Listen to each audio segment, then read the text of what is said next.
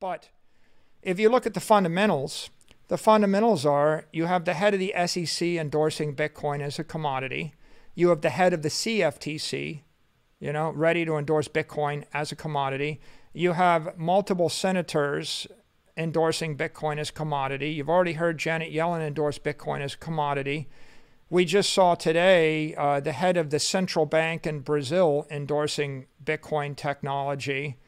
And so the fundamentals, I think that the way to think about investing in Bitcoin is you should only invest what you're going to hold for 4 years or longer.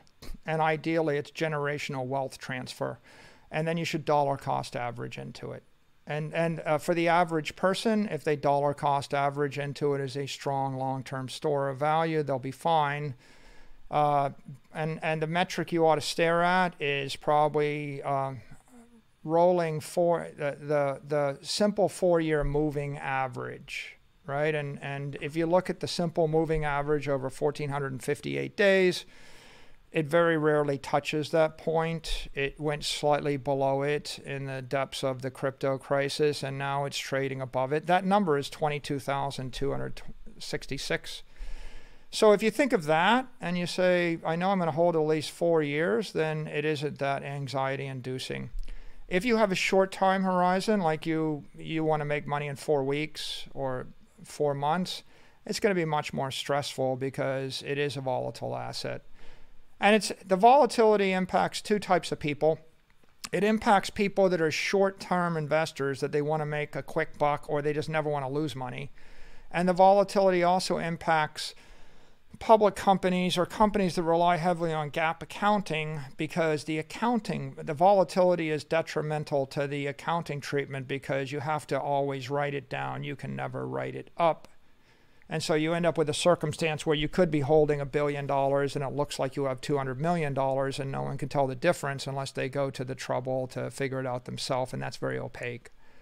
So I would say that people that really are fixated upon GAAP optics, right, they'll be a little bit troubled by it. And then people that have very short-term time horizons are troubled.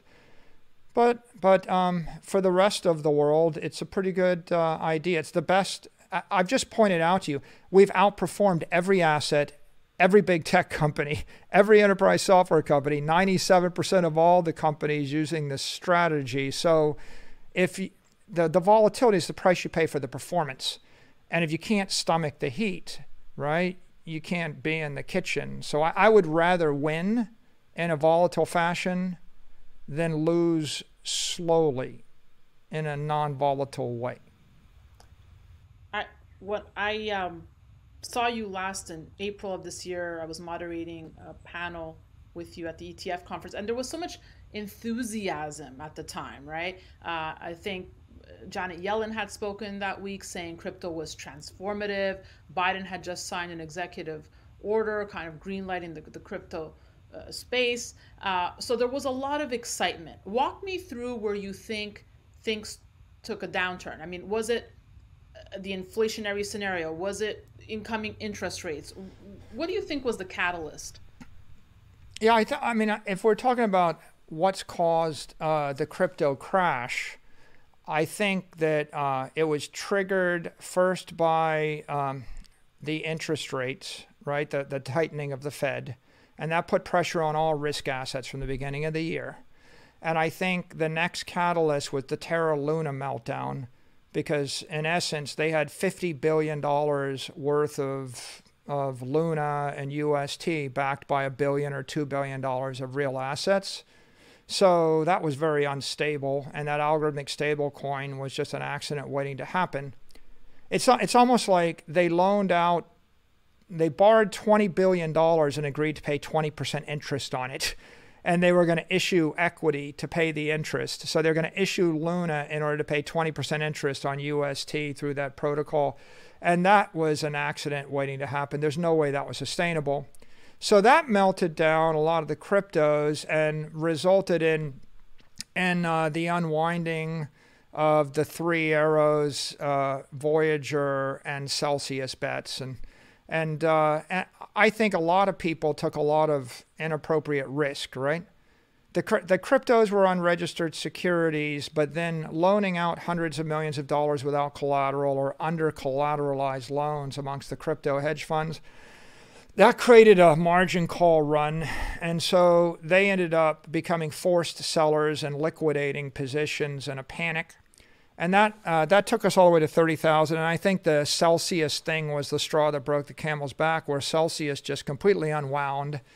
And you had a whole set of panicked liquidations as counterparties seized assets and seized collateral and sold it at the market.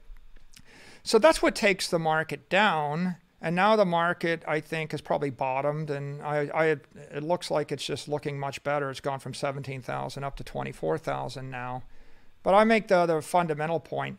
If you're a short-term trader, this drives volatility, and this is very meaningful. And if you had a weak balance sheet, this is devastating. And if you trusted any of the crypto wildcat banks, right, it's tragic, right? Anybody that put their money in Voyager or Celsius or the like, or gave money to Three Arrows, it's awful. But if you look at the fundamentals are you have the head of the SEC endorsing Bitcoin as a commodity. You have the head of the CFTC, ready to endorse Bitcoin as a commodity. You have multiple senators endorsing Bitcoin as commodity. You've already heard Janet Yellen endorse Bitcoin as a commodity. We just saw today the head of the central bank in Brazil endorsing Bitcoin technology. And so the fundamentals are really good. We just had Larry Fink, and BlackRock, in essence, endorsing Bitcoin by saying that they're going to sell their institutional customers Bitcoin on the BlackRock private wealth management system. So what I see is Bitcoin emerging as an institutional investment grade asset being embraced by regulators, legislatures, and large-scale investors. And the entire market's been very educated by this crypto crash. Now it's obvious to people the difference between the good, the bad, and the ugly, right? The good would be a stable coin backed by cash equivalents that are transparently published every week, like Circle, right? The bad might be a tether, which it works and they're competent, but it's opaque.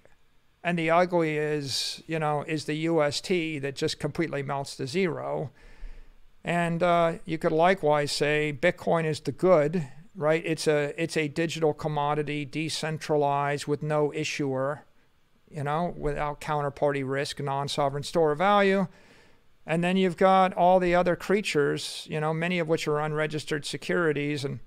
And this has lit a fire under legislators and regulators. I think they're going to accelerate all their regulatory initiatives, and that is educating the market. And ultimately, you have hundreds of billions of dollars that wants a long-term store of value because currencies are crashing everywhere in the world. And the thing that holds anybody back from buying Bitcoin is uncertainty about its classification and the way it will be treated by regulators. So as the regulation gets clarified and as people get illustrations of the difference between Bitcoin and Luna, right? It used to be people aren't quite sure about the difference. Well, in fact, a lot of people thought DeFi is better. You get a 20% yield on your DeFi and Bitcoin is dead money. And now they realize that, there is a counterparty risk to pursuing this. And this has educated the market, very, very effectively in a painful way, but in a rapid way. And I think it'll catalyze the maturity of the asset class and the institutionalization of Bitcoin to the benefit of the Bitcoin holders and the ecosystem.